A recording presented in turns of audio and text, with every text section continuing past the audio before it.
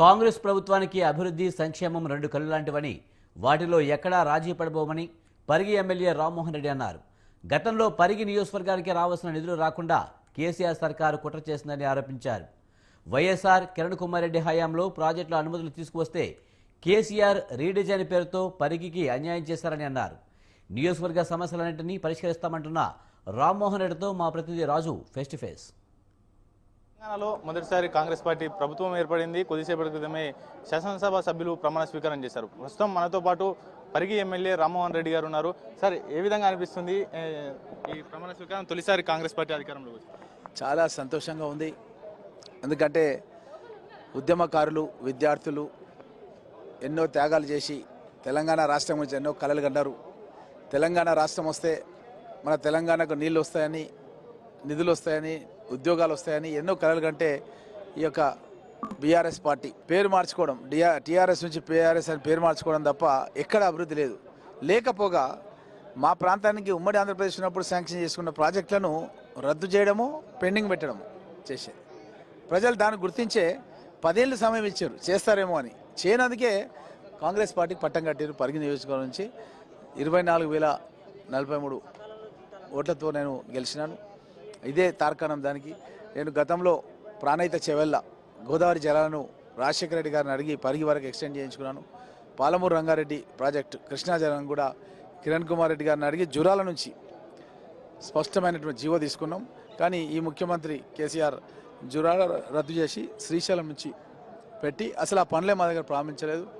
Railway line Vikarabad నుంచి via Parigi Makthal వరకు railway line sanction చేపిస్తే దానికి సంబంధించింది కూడా అసలు మ్యాచింగ్ ఫండ్స్ ఇవ్వకపోవడం, భూసేకరణ చేయకపోవడం మూలంగా అది కూడా ఆగిపోయింది. హైదరాబాద్ నుంచి బీజాపూర్ వరకు వయా పరిగి 4 ట్రాక్ రోడ్ ఏర్పాటు చేయాలి, అది కూడా కనీసం భూసేకరణ కూడా చేయలేదు. ఈ విధంగా పరిగి నియోజకవర్గానికి ఒక 5,000 కోట్ల రూపాయల నిధులు ఈ యొక్క బీఆర్ఎస్ ప్రభుత్వం తొక్కిపెట్టేసింది, రద్దు చేసింది, లేదంటే దాన్ని పాక్షికంగా పెండింగ్ పెట్టేసింది. ఇవన్నీ కూడా ఇప్పుడు కాంగ్రెస్ గవర్నమెంట్ వచ్చేసింది. మా ముఖ్యమంత్రి రేవంత్ రెడ్డి గారు మా జిల్లా, నేను జిల్లా అధ్యక్షుడిని, 2 పర్యాలుగా అధ్యక్షుడిని చేస్తున్నా. స్పష్టమైన అవగాహన ఉంది జిల్లా అభివృద్ధి గురించి. 4 జిల్లాల కాంగ్రెస్ పార్టీ గెలిపించుకున్నాం వికారాబాద్లో. కాబట్టి వికారాబాద్ జిల్లాను తెలంగాణ రాష్ట్రంలోనే అగ్రగామి జిల్లాగా చేయాలి. అదేవిధంగా మా నియోజకవర్గాలను అభివృద్ధి చేసుకోవాలన్నదే మా ఆకాంక్ష. రైట్. అంటే 10 ఏళ్ల బీఆర్ఎస్ ప్రభుత్వాన్ని చూసాము. ఇప్పుడు కాంగ్రెస్ పాలన ఏ విధంగా ఉండబోతుంది? వారికి మీకు ఎటువంటి డిఫరెన్స్ ఉండబోతుంది? మా నాయకుడు తొలి ప్రమాణ స్వీకారంలో చెప్పాడు, ఈ బీఆర్ఎస్ లాగా ఒక గజ్వేలు, ఒక సిరిసిల్ల, ఒక సిద్దిపేట లాగా ఉండదు. రాష్ట్రం అంతా కూడా సమగ్ర అభివృద్ధి చేస్తాం, అన్ని నియోజకవర్గాలకు సమపాల్లో అభివృద్ధి చేస్తామని మొట్టమొదటి స్పీచ్లోనే స్పష్టంగా చెప్పాడు. కాబట్టి అదేవిధంగా అభివృద్ధి ఉంటుందన్న విషయాన్ని కూడా తెలియజేస్తున్నాం. మీ నియోజకవర్గానికి కావచ్చు, జిల్లాకు కావచ్చు, అభివృద్ధి మీద అలాగే నియోజకవర్గంలో ఉన్నటువంటి సమస్యల మీద స్పష్టమైనటువంటి అవగాహన ఉంది. ఆ డెవలప్మెంట్ దృష్టిలో పెట్టుకొని ఏ విధమైనటువంటి ప్రణాళిక మీ వద్ద ఉంది డెవలప్మెంట్కి సంబంధించి? మేము గతంలోనే శాంక్షన్ చేసుకున్నటువంటి జీవోలు అన్నీ కూడా మా దగ్గర ఉన్నాయి, గవర్నమెంట్లో కూడా ఉన్నాయి, అన్నీ ఉన్నాయి, మీడియా దగ్గర ఉన్నాయి, అన్నీ ఉన్నాయి. అవన్నింటినీ కూడా మేము రివైజ్డ్ ఎస్టిమేట్స్ తయారు చేయాలి. అప్పుడు ఉన్న ఎస్టిమేట్స్ ప్రకారం అవి 5,000 కోట్లే ఉన్నాయి పరిగి కాన్స్టిట్యున్సీకి. ఇప్పుడు 10,000 కోట్లకు పెరిగిపోయినాయి అంచనాలు. ఇప్పుడు రివైజ్డ్ ఎస్టిమేట్స్ తయారు చేసి ప్రభుత్వం దృష్టికి తీసుకెళ్ళి అవన్నీ కూడా అమలు అయ్యేందుకు కృషి చేస్తాం. అంటే కొద్దిసేపటి క్రితమే మాజీ మంత్రి హరీష్ రావు మాట్లాడుతూ కూడా రైతు బంధు ఇప్పటివరకు ఇవ్వకుండా అడ్డుకుంది కాంగ్రెస్ పార్టీ. అలాగే 15,000 రూపాయలు ఎకరానికి ఇస్తామని చెప్పారు. అలాగే వడ్ల కొనుగోలుకు సంబంధించి ప్రతి క్వింటల్కు 500 బోనస్ ఇస్తామన్నారు. ఇప్పటివరకు వారు చేయలేదు. డిసెంబర్ 9వ తేదీన రైతు అకౌంట్లోకి, ఖాతాల్లోకి కూడా డబ్బు జమ చేస్తామని చెప్పారు. ఇంతవరకు చేయలేదని కూడా విమర్శించారు. ఎప్పుడు చేస్తారు, ఏంటి, ఏమైనా స్పష్టత ఇస్తారు? మేము 7వ తారీఖు రోజు ప్రమాణ స్వీకారం చేసినాం. 9వ తారీఖు రోజు ఆల్రెడీ 2 పథకాలు అనౌన్స్ చేసినాం.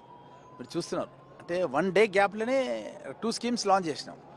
ఇంకా టైం కావాలి, ఎస్టిమేట్ చేయాలి. ప్రభుత్వం ఏర్పాటయ్యే ఇంకా మాది ఈరోజే శాసనసభ మొదటి రోజు కొలువుదేరింది. ఇంకా టైం ఉంది. 14 తారీఖు నుంచి శాసనసభ ఉంది.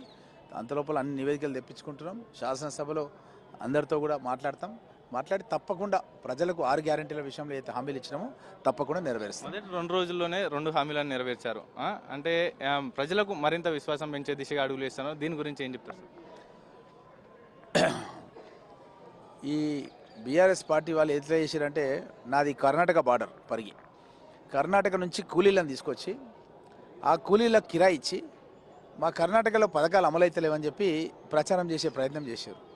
చేస్తే మాకున్న స్థానిక నాయకులు వీళ్ళంతా కూడా వాళ్ళని పట్టుకున్నారు. వాళ్ళని పట్టుకొని మీరు రైతులైతే మీ పాస్బుక్లు చూపెట్టండి, వెళ్దాం, మన బార్డరే కదా, స్టేడియం ఇవన్నీ మాకు దగ్గరలో ఉన్నాయి, మేమే తీసుకెళ్తాం, చూపెట్టండి మీ పొలాలంటే వాళ్ళు మేము రైతులం కాదు, 300 రూపాయలు కూలి ఇస్తామంటే మేము వచ్చినామని చెప్పారు. ఇది బీఆర్ఎస్ నాయకులు చేస్తున్నటువంటి పని. Thank you so much sir. ఇది పరిగి ఎమ్మెల్యే రామ్మోహన్ రెడ్డి చెప్తున్నటువంటి విషయం. పూర్తి అవగాహన ఉంది నియోజకవర్గ అభివృద్ధికి సంబంధించి.